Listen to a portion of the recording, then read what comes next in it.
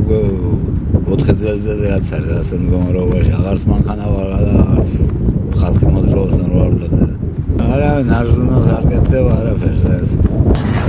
ასფალტი ჩაატარეს ცენტრალურ გზაზე, რომ იანკები მოუშვეს და ეს ახლა უღრეთობლები უარის ვეზიდაცოვიდან. ჩვენ არ გვეკვირთ ისე. ხარაგაული ძაღლი არ მოგვიწევს, ვესტაფონი არ მოგვიწევს. ესე ჩემ ყოფილა მაგის მანქანა იმიტოვა, ვიდება, ხარა ვერ გადაადგილდები.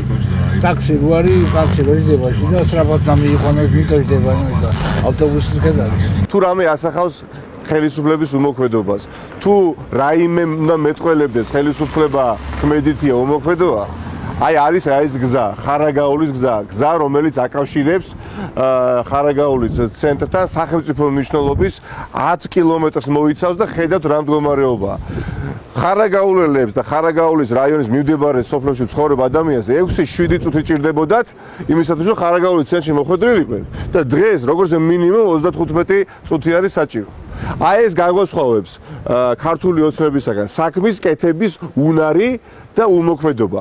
2017 წლამდე არ უნდა ყოფილიყო არც ერთი სოფელი ქვეყანაში, რომელიც არ იქნებოდა უზრუნველყოფილი მაღალი ხარისხის ასფალტით. დღეს კი მივიღეთ მდგომარეობა, რაც იყო, რა გზაც იყო მოწესრიგებული, ისეც კი დაინგრა და ნათელი ილუსტრაციაა ხარაგაულის ეს უმნიშვნელოვანესი სახელმწიფო მნიშვნელობის მატარებელი გზა.